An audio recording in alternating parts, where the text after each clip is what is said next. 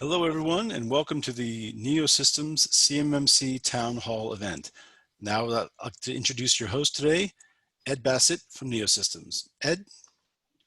Thanks, Don. Hi, and welcome, everybody. This is next in our continuing series of Town Hall Ask Me Anything sessions, particularly around Cybersecurity Maturity Model Certification, CMMC. Our guest today is John Weiler from the CMMC Accreditation Body Board of Directors. So thank you, John, for joining us. We are recording these sessions as part of our community outreach to the Defense Industrial Base. We have had really good response from folks, mostly organizations that are looking for certification, so government contractors and subcontractors. I will suggest to our audience members, if you have questions, please send them in. I will be taking some questions live and asking them to John here on the session today. And we may have some questions we can't get to on the air, which we'll address after the fact. There's a Q&A at the bottom of the Zoom screen, so feel free to do that to send your questions in. I want to start with the introduction of John Weiler. John has had a distinguished career in IT. The last 30 or so years has been focused on federal IT and specifically federal IT acquisition reform. Most recently, he's executive director at the Interoperability Clearinghouse, nonprofit research institute. He's also co-founder and CEO of the IT Acquisition Advisory Council, a public-private partnership that helps agencies embrace commercial IT innovations. Most relevant to our discussion today, John is a member of the board of directors of the CMMC accreditation body. And in that role, he is co-chairman of the standards committee, as well as chairman of the strategic relations group. So John, welcome. If you'd like to start, maybe just please give us a quick overview of some of the work you're doing with the CMMC accreditation body. Yeah, it's I was encouraged to join at the very beginning.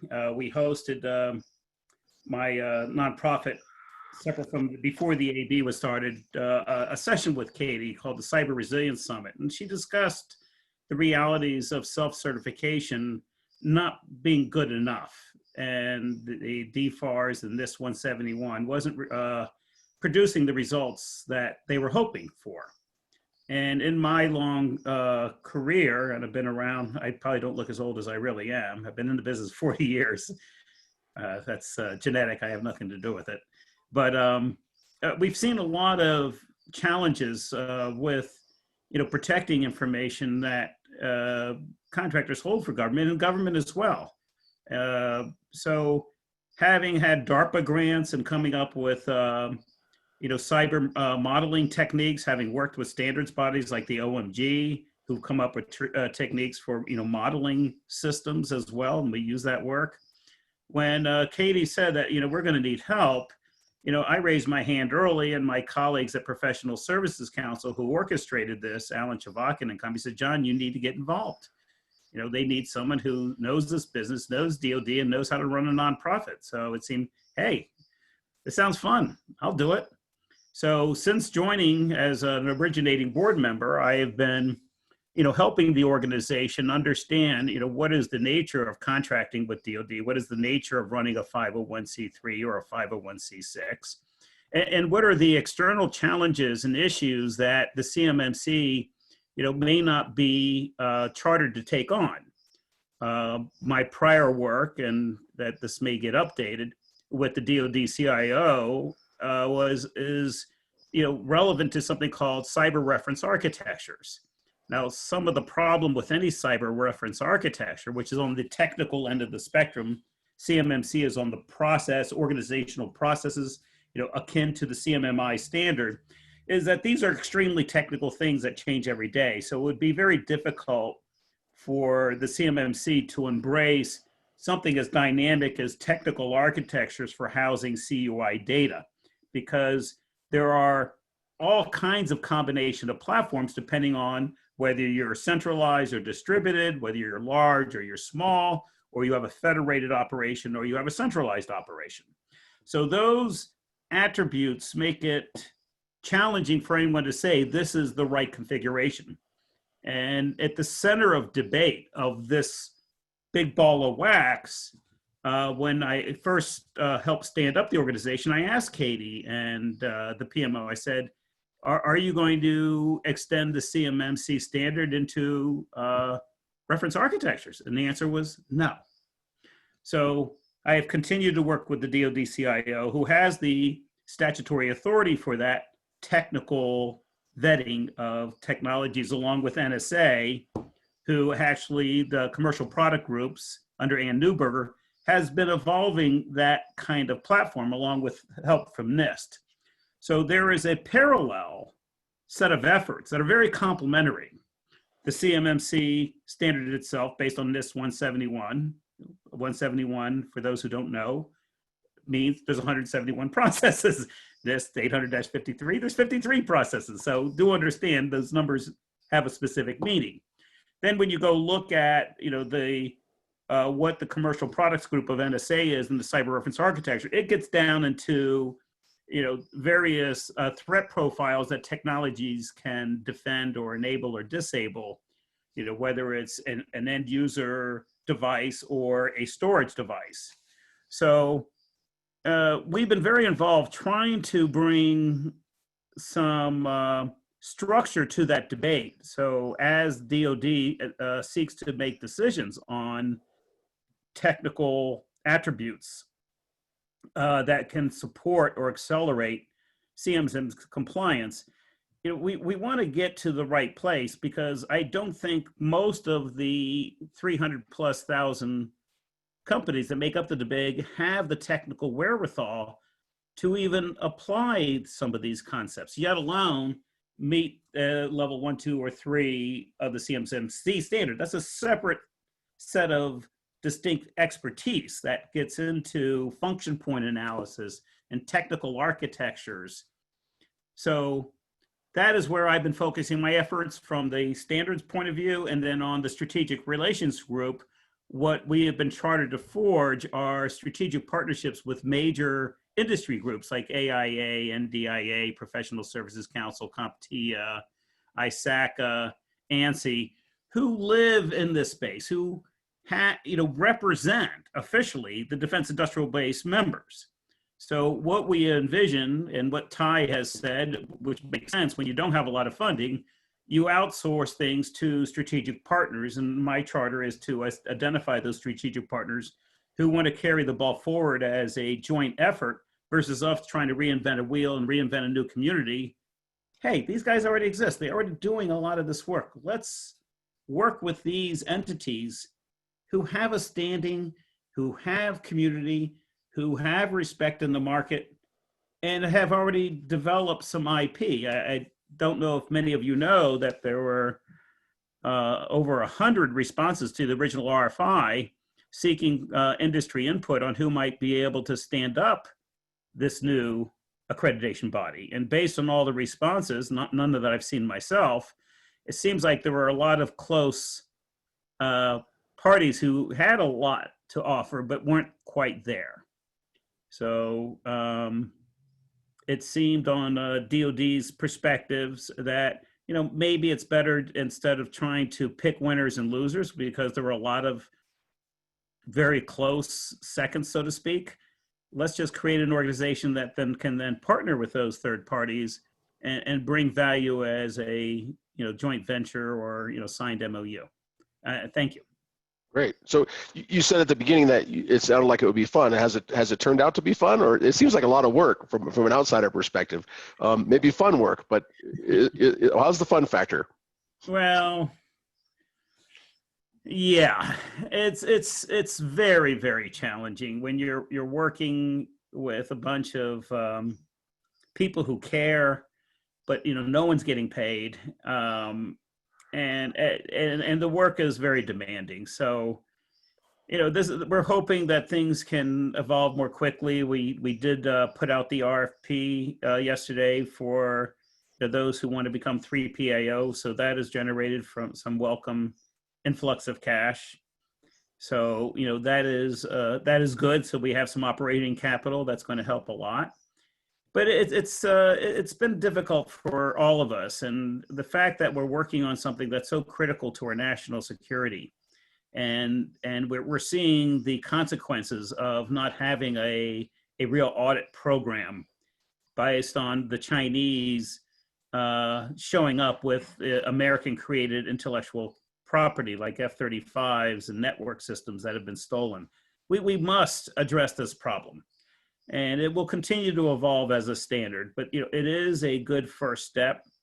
And there will be other entities that will continue to complement the CMMC thing. It doesn't cover the full landscape of all things that need to be done. So the interdisciplines of cyber technical architectures and CMMC and NIST 171 and NIST 53 and FedRAMP, all those are important things to understand.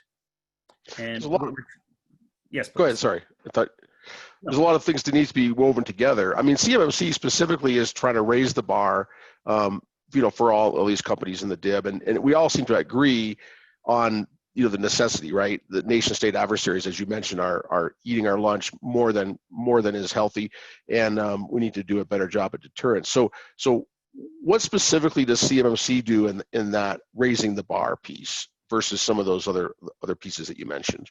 All right. So what's the objective of CMMCs? Well, the CMMC standard. So we'll keep our terms clear. When I'm talking about the standard, we'll say CMMC because that is a DoD standard based on NIST 171. What that purpose, that new standard, and the build out of 171. Thanks to the contributions of Johns Hopkins Applied Physics Lab and Carnegie Mellon. They have partnered with DoD as FF4DCs and UARCs to take that standard and create an auditable process. So the big difference between NIST 171 and CMMC is created to be auditable. So third parties will come in and prove that the statements that we are compliant are actually as intended. The compliance actually relates to a measurable outcome of better cyber protection, better hygiene, better management practices, better configuration management, better portfolio management. So though that cyber hygiene can be verified now using this new standard. Now, many of the players in the DIB will probably only become level 1, pretty simple stuff. But what we're going to see is for those primary defense contractors who are the primes, they're going to have to look at 3, 4, and 5, which will require that not only a central division is meeting the intent, but all the program offices that have these contracts are also falling in line. So the auditability is the real differentiator, and the 3 PAOs, third-party accreditation organizations that we will be certifying ourselves, will be the auditors that come in. But there's other activities. There's quality assurance activity that's separate and apart that comes in and validates, if necessary, that the findings of the 3 PAO are true and defensible. Because they're, for anybody who might be not getting a passing grade, there needs to be some kind of way of challenging the findings if they felt that they were unfairly judged. And being unfairly judged or not getting a certification in a timely way can affect billions of dollars in contract awards. So these are very, very important things. And we understand the gravity of and the importance of this standard being fairly applied and adjudicated if necessary.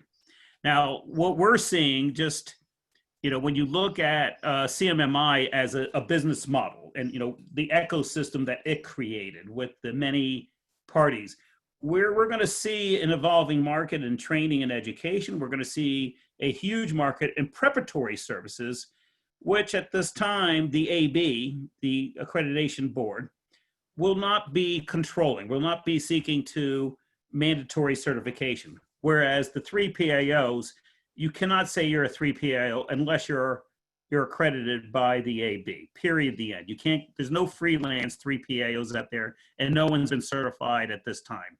We have about 100 companies that we're expecting to come through the gates, and then we'll be sorting out, which ones actually make it through and getting them up certified as well. So it's been a busy week at least on the CMMC AB website. So I think it's probably a culmination of a lot of busy weeks leading up to what was released this week. But we saw, you mentioned, the influx of cash coming from people then can sign up, right? So there's pricing and paths for assessors. C3PAOs, provider organizations, and practitioners all released this week. So our audience here is mostly the organizations seeking certification. And there was a roadmap released as well. What can you tell us about some of these newly released details of the program? I guess, is there anything in that organization seeking certification roadmap that's particularly new, or just clarification of maybe some intentions that have been put out?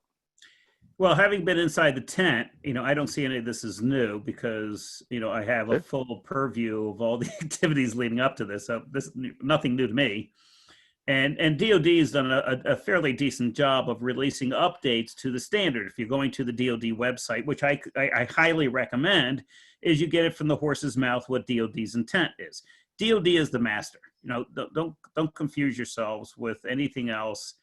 They are the benevolent master who are helping us, get through this setup of this organization. We have already signed an MOU. And there are, potential no-cost contract that might follow.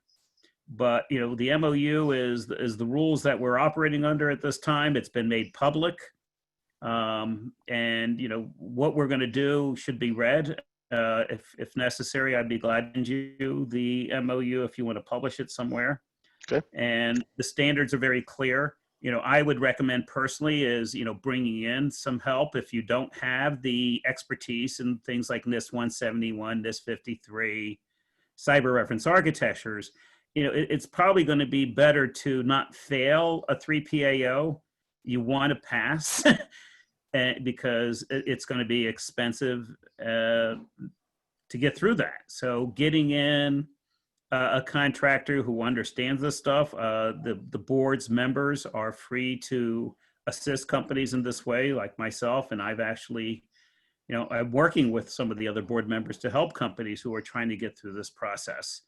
So, the preparatory process is the most critical, being able to understand what's important, what the priorities are, what you need to understand in each of these 17 groupings of process aggregators.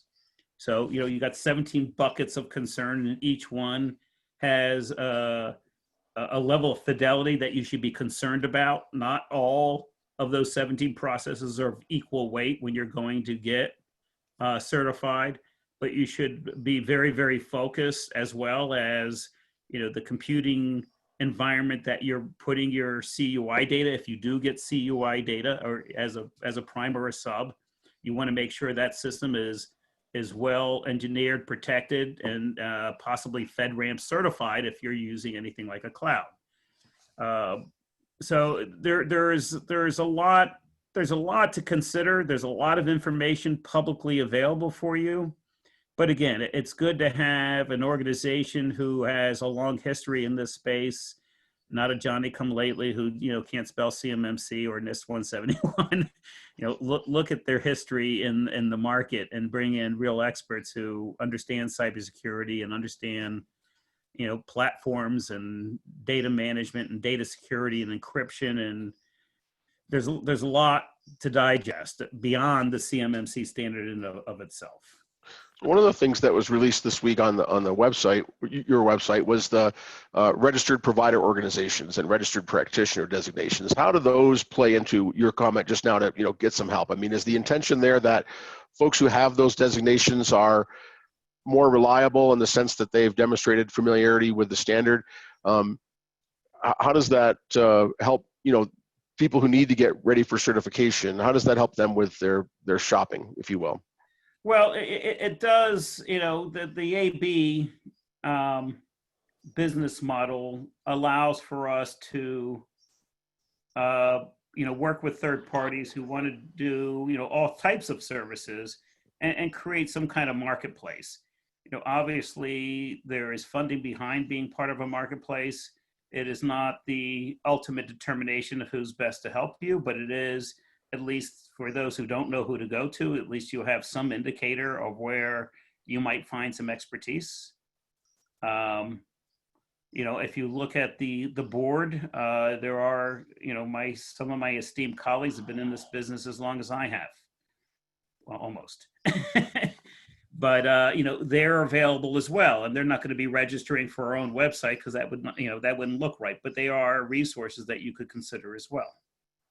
So I think anything that helps an organization get to an organization that has proven experience is going to be helpful. And the AB recognizes that many of the organizations, the 340,000, I think is the number, don't even know who to call, don't know where to go, can't spell cyber, right? So, they're going to be the ones looking to the AB, saying, who can I call? Where's the yellow pages? One of the questions that came in from our audience is, in case you have a specific technical question that's not 100% answered by the standards, is there an authoritative resource that suppliers can contact to determine if a proposed solution is sufficient to meet CMMC? So, you're just talking about getting help from people who have expertise that are proven in the marketplace. But if you get to the point where you have maybe some differing opinions from the folks you're talking to, and you want to get an authoritative answer, where can that come from? And I guess maybe explain the different roles really of assessors, practitioners. It depends where what kind of question you're asking for. Clearly, how the AB is rolling out the CMMC standard, the AB is the authoritative source, so sending questions to that organization is useful. If you're looking for authoritative sources on technical standards around technology, the ITAC is a good source because it embodies the work of every major standards body in the space. So we act as a conduit, we're stood up by Congress to provide an authoritative source on emerging technical standards. And NIST is a partner of ours as well. So it depends on what thread that you're looking at. If you're, purely focused on the process standards embodied by CMMC and the 171, NIST is also a good source. We work very closely with NIST, but they're not part of the CMMC, to be clear. They're separate and apart, even though DoD has done a great job of leveraging the significant work of NIST. It builds on it, along with Carnegie Mellon. So I would say Carnegie Mellon and Johns Hopkins Applied Physics Labs are good sources if you're getting to the right people. The ITAC is another viable source. We have, we represent many communities already, so it's easy for us to get to the right belly button on who's the expert, and we bring them to the table because we're not your traditional consulting agreement kind of guy. And Reagan and I said, hey, the people in the working group, you guys have brought a lot of value.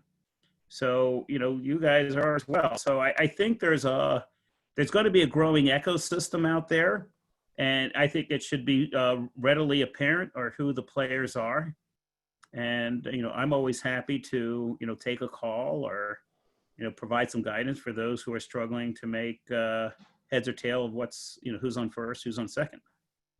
I think that wasn't too vague of an answer, but there's... No, thank you. One of the audience questions is specifically how could they contact a CMMC board member if you're looking for some guidance? I think there's a conversations opportunity on your website, yes? Yeah, it's conversations at cmmcab.org. So that, that gets filtered out. Do understand that those that have the greatest expertise are the busiest. No shit. And, may be, not able to respond in a timely way. I mean, my colleagues are putting in incredible hours. And, we've got some phenomenally aggressive deadlines. So don't be surprised if you don't get an answer right away. It's just the nature of the timelines and the complexity of the things that we're dealing with and today. And it's not a criticism of anybody. It's just that there's a lot of work being done, as you're seeing from the evidence of things coming out finally. And, we've only been in operation since like January. So, a lot's been done. And that's because, my colleagues have done God's work. And man, if I could clone some of us, I would do it in a heartbeat, but I can't. Cool. Specific question about the COTS exemption. Can you give a little background, I guess, in terms of what sort of companies this applies to? Has the criteria been published that will help companies decide if they're exempt based on the COTS exemption? Is this just about CUI and FCI's the data that they may be stored and processed, or is there kind of other things to that? Well, the COTS exception, that determination has flip-flopped several times already. When I first asked Katie about COTS vendors, she said, no, every supplier will get at least level 1, period, the end. Now, there have been lobby efforts to change that. And when you say COTS, that also includes people making socks and buttons for DoD.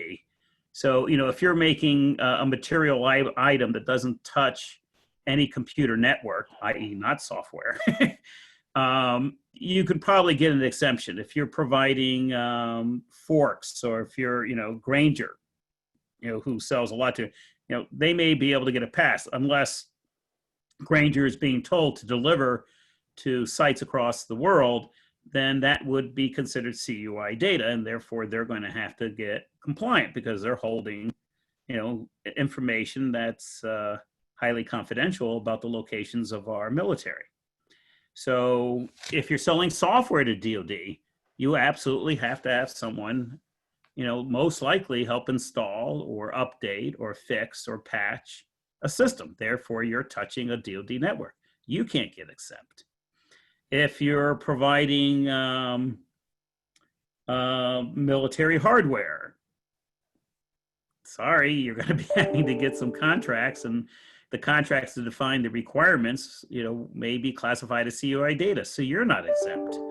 So when you kind of break down who's really exempt, you might end up being people who are selling buttons and T-shirts and socks. So who makes that determination? Is it up to the company to decide if the exemption applies to them, or is there an adjudicating authority? Is it the AB? Well, is it the DoD? That issue is still unresolved. And I have not seen good, clear guidance on what constitutes a someone who is exempt and the one is not. I agree with Katie's first instinct saying no one's exempt. It's too hard to adjudicate. It's too hard to figure out. There's 340,000 guys. Everyone needs to get their cyber hygiene up to snuff anyway. And I agree with that perspective. However, this push by some of the vendors through their lobbies, want to get an exemption, or if they've gotten a FedRAMP certification that somehow equates to CMMC, it doesn't. If you have a platform that's been certified to have controls that help you hold and secure data, that's good. It doesn't mean that you know how to do it. Capital One was a perfect example of a very large bank putting, highly confidential data into a cloud, and it all got breached because, human error resulted in the misconfiguration of security controls. This is complex and hard stuff, and there's a lot of idiosyncrasies that go into discerning, who should be exempt or what level you should be.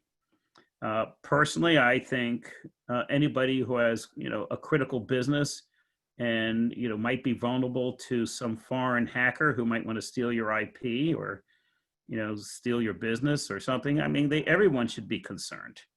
And I think we all need to have better cyber hygiene, in my humble opinion.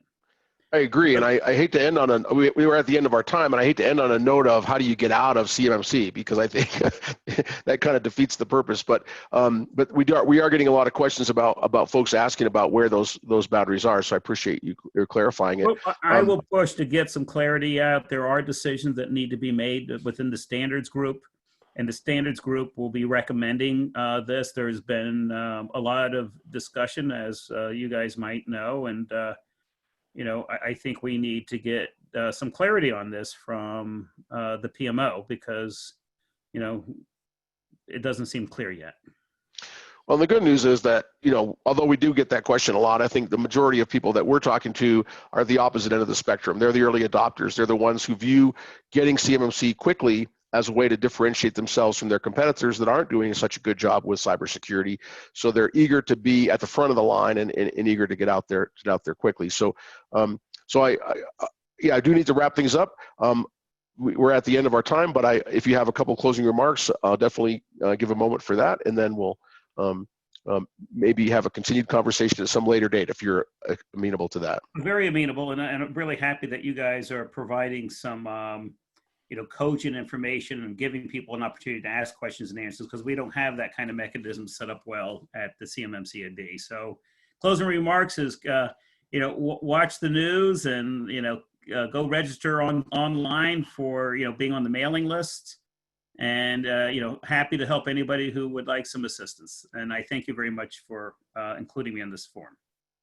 Great, thank you, John. Thanks for joining us today, everyone. Thanks for your attention on this. Hopefully, very valuable information coming to you directly from CMMC board members. We've had 3 now on our sessions, so we're very happy with that support. We are going to be continuing this series. We're taking a break next week for the holiday, and then we'll resume on Wednesday, July 8th at 1 p.m. Eastern. So look for the invitation if you'd like to hear more about CMMC and how it evolves and how it might affect your company and your journey towards cybersecurity. So thanks, everybody. Have a good day. Thank you so much.